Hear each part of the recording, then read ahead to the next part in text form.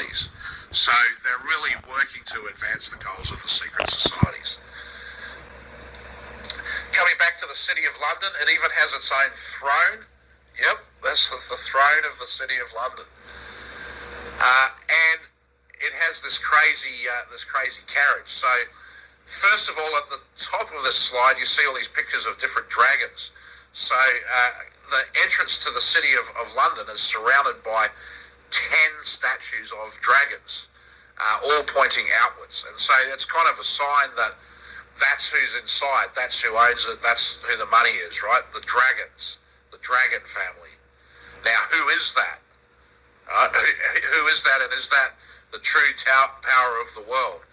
Is that the Chinese? Is it the Asiatic brethren, as the Theosophists believe? You know, the wise men from Shambhala or the Himalayas, or, you know, Lemuria, inside the earth? Is it the aliens? Is it just some, like, super rich European family that is quite happy to let the British royals take all the credit as being the so they're trying to, you know, put this Merovingian style mythology that, you know, Jesus lived and the Holy Grail was a bloodline, connect that to the founding of the City of London, which maybe it is. And then the motto of the city, Domine nos dirige, Lord direct us. Or, you know, we are directed in the way of the Lord, is maybe another way to read that from my Latin, which is a little rusty. So that's an interesting story, and I have a link in the notes to this slide to a video of Greg Hallett talking about that story of Jesus and the founding of the City of London. But this chart here is supposedly showing how, you know, the what is the basis of the Union Jack, right? And this is, it's uniting the tribes of Israel together again, and in the new Jerusalem is like a huge part of the Freemasonic mythology, you know, that led to the creation of the state of Israel. So, you know, remember Israel, we have, thanks to the Balfour Declaration, it's basically a project of British Freemasonry to set that state up, and so this is basically how they're tracing their descendants from Abraham, you know, the seed of the stars of heaven, to be a nation and company of nations, and then they're going to come together for basically, you know, this great united thing of the world and the third temple. On the other side of that, on this slide, I've got The Theristocracy by Chatsafrats and The Swiss Beast, Home of the Devil by Central Intelligence Agency. They're both from the same guy, actually. There's Professor Dr. Sean Ross from Switzerland, who's a whistleblower on the Octagon Secret Society, and basically lives his life on the run from them. Now, I highly recommend those two videos, and basically what he's tracing is that how the pharaohs, they didn't disappear, they weren't conquered, they basically went underground, and that they re-emerged as the Templars and as the banking fortunes based in Switzerland. And he makes a good point that so much of the world actually is controlled in Switzerland. You have the Bank of International Settlements in Basel, that controls the entire banking system. You have Art Basel, you know, that's arguably controls the whole art world. United Nations, UNICEF, UNESCO, CERN, which controls the Internet, World Wide Web, you know, International Monetary Fund, World Health Organization. So much of that stuff is in Switzerland. So, you know, they have a huge role to play in this story. Now, the Remembrancer is quite an interesting role that I'm pretty sure they don't have anything like this in US government. But this dude, the Remembrancer, basically sits in the British Parliament, and he represents the interests of the City of London. So someone filed a Freedom of Information request to find out where exactly this person sits and could they show it on a detailed plan. And they could not reply and show that on a detailed plan, right? Because something to do with where he sits is like so shocking, they really don't want you to see. So instead is this photograph here and then the description of it from the photograph, right? So it says the city remembrancer is able to sit in the undergallery immediately behind the sergeant at arms place, facing the speaker's chair, but at the opposite end of the chamber. So if you see that photo where it has the letter I, that I'm pretty sure that that chair underneath that is the sergeant at arms place, right? And so behind that and above it is this remembrance, is where this remembrancer sits. That's as far as I can piece together from that description. So, and then it says facing the speaker's chair, but at the opposite end of the chamber. So he sits there looking directly at the Speaker of the House, who controls the Parliament, and in front of him, he's got the Sergeant at Arms, who's the only one allowed in there with weapons, right? So the guy with the weapons is sitting in front of the banker's representative, staring at the Speaker of the House, saying, you better remember who's in charge here, right? And then look at this photo of the guy with the black and white checkerboard, I mean, could it be any more obvious that this is Masonic Lodge kind of stuff, right? That's who they're remembering. Remember the secret society that runs the City of London. He's holding in one hand what appears to be a horseshoe, and in the other hand what looks like a butcher's knife or something. And so, all the different societies, like the butchers and the fishmongers and the tailors and stuff like that, they have these like livery kind of craft lodges that are all represented within the City of London and have their headquarters there, and then they come together in the grand lodges. So as Nicholas Shaxson explains in the book Treasure Islands, the City of London Corporation exists outside many of the laws and democratic controls which govern the rest of the UK. Same thing as in Washington DC, right? It's the only part of Britain over which Parliament has no authority, the City of London. And then in one respect at least, the corporation acts as the superior body. It imposes on the House of Commons a figure called the Remembrancer, an official lobbyist who sits behind the Speaker's chair and ensures that whatever our elected representatives might think, the city's rights and privileges are protected. The Mayor of London's mandate stops at the boundaries of the square model. There are, as if in a novel, two cities, one of which must unsee the other. So, this is like just a special zone. It's just over 1 square mile. 1.1 square miles with about 7,000 actual permanent residents of it. Hey, Doc Holiday, nice to see you there. Lift the Veil, nice to see you there. Thanks for joining, guys. So, the city has exploited this remarkable position to establish itself as a kind of offshore state, a secrecy jurisdiction which controls the network of tax havens housed in the UK's crown dependencies and overseas territories. This autonomous state within our borders is in a position to launder the ill-gotten cash of oligarchs, kleptocrats, gangsters and drug barons. As a French investigating magistrate remarked, it has never transmitted even the smallest piece of usable evidence to a foreign magistrate. It deprives the United Kingdom and other nations of their rightful tax receipts. So this corporation, right, is above the law, above the government, above the Queen, and outside of the tax system, right? We don't really know a great deal about who the owners are and who gets the benefits of it.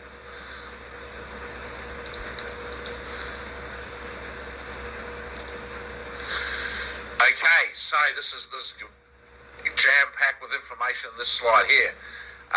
But basically, James Bond is real. And he works for a banking cartel based in the City of London, which uses intelligence agencies and politicians as their front. His job is to infiltrate, investigate, and assassinate rival cartel heads around the world. He often travels to tax havens.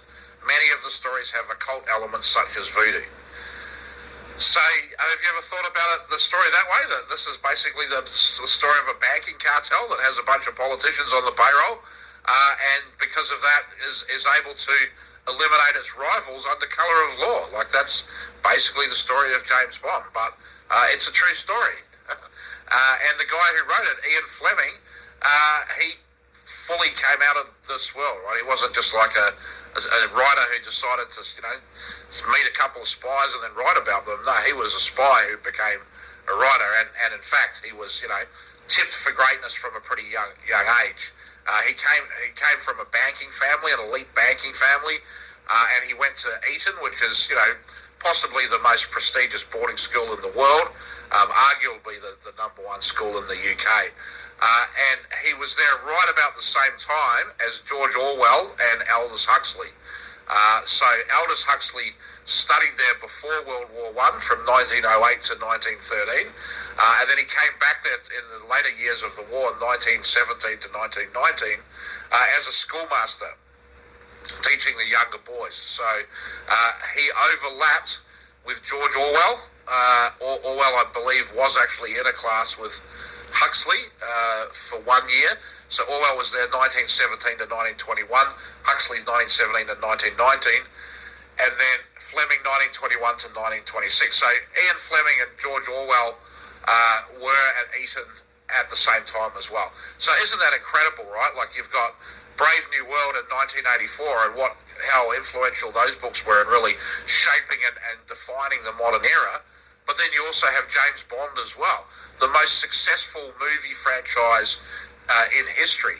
And look, there might have been another Bond movie since I did this slide, so apologies if this is a little outdated now, but when I did the slide, 26 movies, 7 different actors playing James Bond, bringing in a box office take of $6.2 billion. So it's not just the most successful film franchise of all time, but it's also promoting recruitment to the intelligence services, and it's setting an ideology. It's promoting the ideology that they want, that spying is this glamorous and exotic job, and you're going to get a lot of women if you become a spy, right, and get these cool assignments. And from what I've heard of it, I don't think it's a job like that at all. You're basically like just sitting there on a computer watching people, hoping something's going to happen.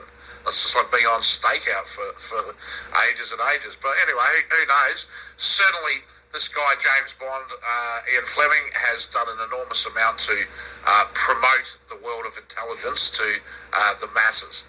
He was a friend of Aleister Crowley, and Aleister Crowley was also a British intelligence agent, and he was a naval commander and assistant to the Director of Naval Intelligence.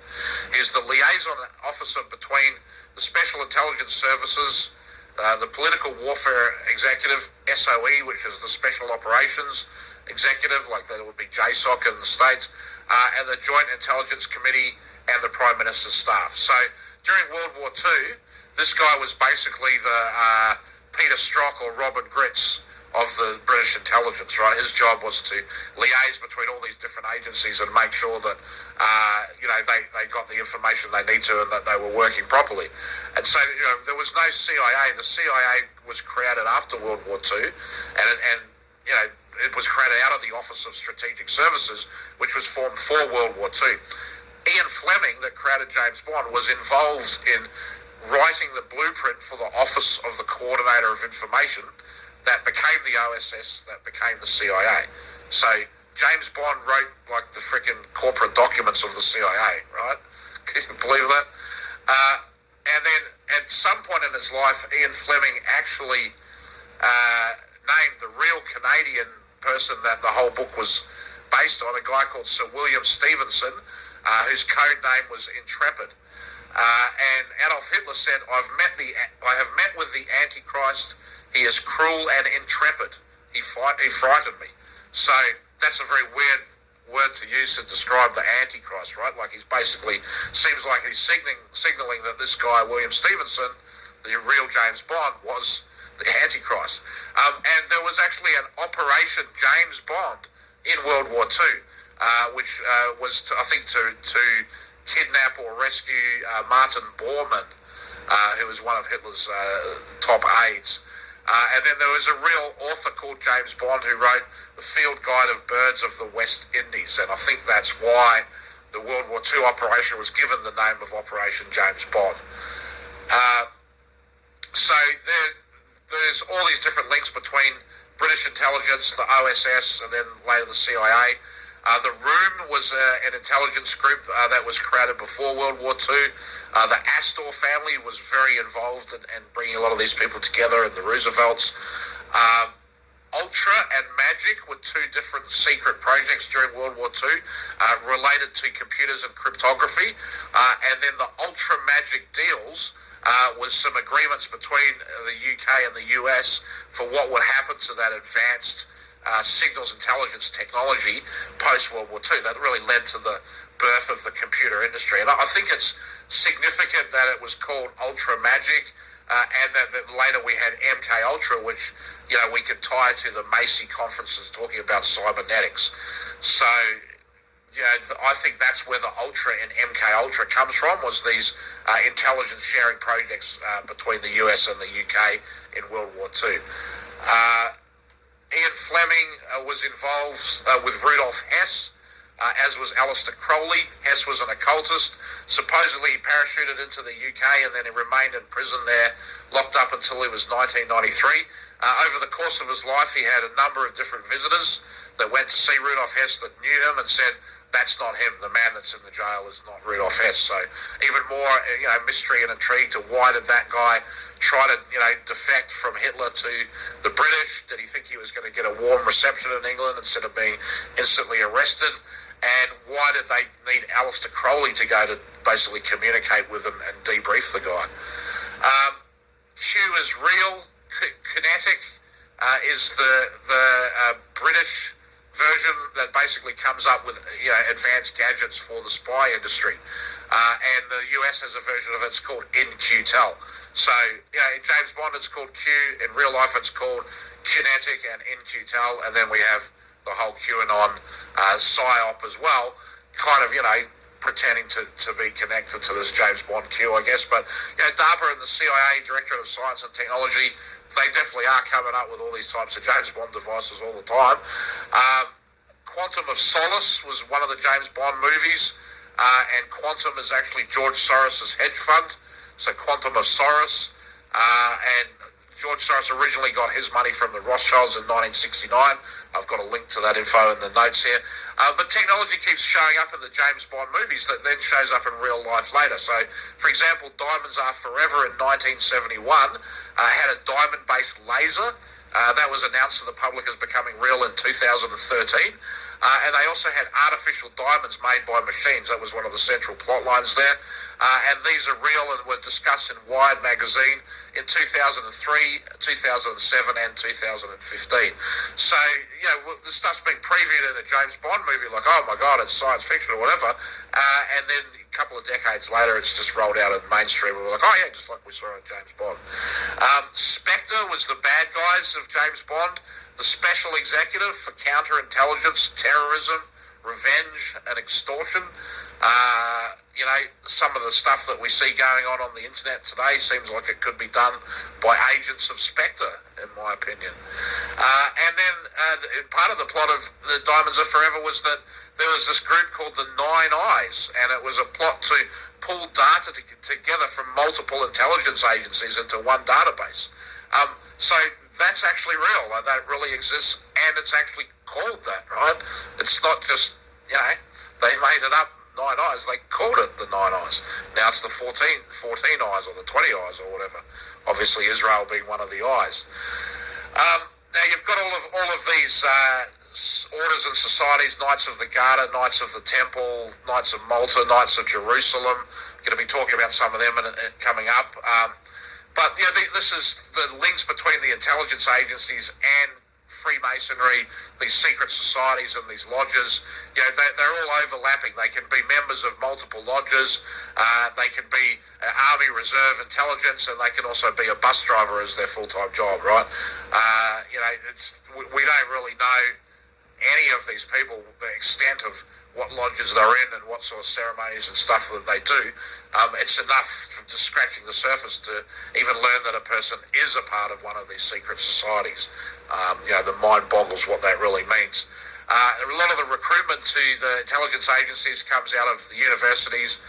Carol Quigley in the Anglo-American establishment talked about how All Souls and Balliol College were particular sources of recruitment. Recently, Steve Pachenik said that Arizona State University to him is the sine qua non of a CIA operative. If they went there, they're almost certainly CIA. And we, who do we know did Obama for America at Arizona State University? Casino Royale was the first James Bond book, and the villain in it, called Le Chiffre, was actually based on Aleister Crowley. It's quite a good movie, that one. And then at the 2012 Olympics in Great Britain, you had the Queen entering with Daniel Craig playing James Bond. So they're really symbolising this historical relationship with 007.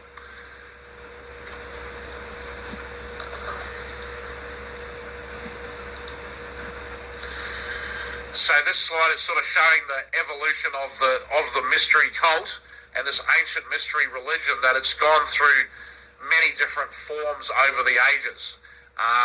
Whether the Druids was the original one or not, but it was founded on the basis of alchemy, astrology, and theurgy, and then Babylon, Egypt, and ancient Greece. These were pantheistic religions, which has gone into witchcraft, sorcery, divination, spiritualism, most occult practices and Eastern religions, Hinduism, Buddhism. Kabbalism has sort of become Gnosticism. That gave birth to the Knights Templar, then the Rosicrucians. Then that led to Freemasonry and the Illuminati, the Theosophical Society, Marxism, American and European secret political societies, international banking elite, World Council of Churches, many different occults of the world feeding into the New Age movement, and then feeding into Google with the Burning Man logo as their first Google Doodle, the Modern Church of Satan, the Temple of Set, the Fabian Society, whose logo is a wolf in sheep's clothing, quite literally, the Bohemian Grove with an owl, their motto is "Weaving spiders come not here." 322, the Skull and Bones Order at Yale, the chapter of a Germanic order. Ordo Templi Orientis, the Order of the Eastern Temple. There's also the Order of the Eastern Star, and the Knights Templar. These secret societies, they're all different. They, many of them probably don't even talk to each other in any way. But there's a huge amount of overlap as well. It's a similar DNA and a similar set of objectives, and the ultimate purpose of it is controlling the mass population of the world who are not the ones in the secret society. And this is really the key to, the 1% of the 1% and how they can lord over everybody is these secret societies. Here's a picture of John Dee and his magical seal, which is visible in the British Museum, his scrying stone made of obsidian, sort of like the crystal ball that he'd gaze into. And he would sign papers to Queen Elizabeth I with 007, which you can see in the top right there. So the original 007. Supposedly that symbolises Two-Ball Cain, who's one of the figures from Freemasonry. And then I've got the picture there of the Hindu god Shiva at CERN, which is an interesting juxtaposition. Okay. So, and then this slide is also kind of showing the evolution of these different groups and lodges over time, that it came out of the Manichaean tradition, the Merovingian tradition. The Grand Lodge of Cairo gave birth to the Assassins, which led to the Knights Templar. That became Scottish Masonry and then English and Irish Masonry. They created the Royal Society in London, the Rosicrucians, the Illuminati coming out of Bavaria, United Grand Lodge of England, the Dilettanti and then the Hellfire Clubs. We'll talk about them in a second.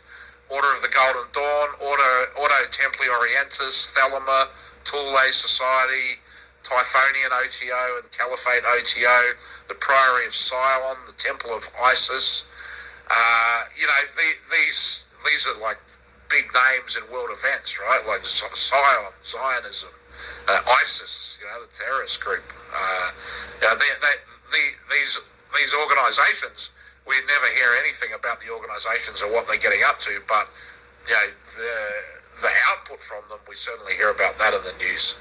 And then there's the Illuminatis of Thanateros, which Timothy Leary was a member of, and that sort of connects a lot of the MK Ultra, Grateful Dead kind of 60s scene together with the Burning Man, Wired kind of Silicon Valley scene through that particular secret society there. Theosophical Society, Anthroposophy, and Bilderberg Conference. These are enormously powerful groups, not just a bunch of old fogies hanging out together and wearing aprons. And then this is like showing the different layers of masonry. I guess the one on the right is the Scottish Rite, going up to 32nd and then 33rd degree at the top. And then the one on the left, I don't know if that's like the York Rite or whatever, but it's basically showing that the Knights of Malta is one of the higher level rankings, but you're not at the top of it. Towards the top, above Knights of Malta is Order of Knights Templar Commandery, Sublime Prince of the Royal Secret, then Red Cross of Constantine, which that looks like an octagon logo there. So basically you enter into these secret societies, and then you rise up through the ranks, and as you rise through the ranks, you get new knowledge given to you. So from the Grand Lodge to the world, this is kind of showing the evolution and how it spread to different countries and states. It was in New South Wales and Tasmania, states of Australia, pretty early on, Norway and Sweden. It started spreading to places like Guatemala and Venezuela and Costa Rica, San Thomas, Java, Trinidad, Cuba, Puerto Rico, Jamaica, Turkey, Austria, Portugal, Wyoming, Paraguay. This is like it's kind of going to these places around the same time. New Zealand, Hawaii. These lodges spreading out around the world, and so it's not just Freemasons. There are many different groups with different names that are really kind of the same idea, and that's why I think Joe Atwell kind of has it right to call it one secret society. It is kind of monolithic, but some examples here are the Freemasons, the Independent Order of Oddfellows, IOOF. You might see that logo sometimes and wonder what that is. Ancient Order of Foresters, Independent Order of Good Templars, Grand United Order of Oddfellows, Independent Order of Rechabites, Ancient Order of Hibernians, Sons of Temperance, was it Universal or something, Order of Druids, B'nai B'rith, that Jerome Corsi was involved in raising an Israeli investment fund for, and then the Ancient Order of Foresters. And I've actually got a certificate there from my grandmother's grandfather, who was a member of this Ancient Order of Foresters. So I've got some of this stuff in my DNA. Some of my past ancestors have been members of these societies, but I don't have any knowledge as a result of that. And so this book that I'm quoting here, it says 1899, I think.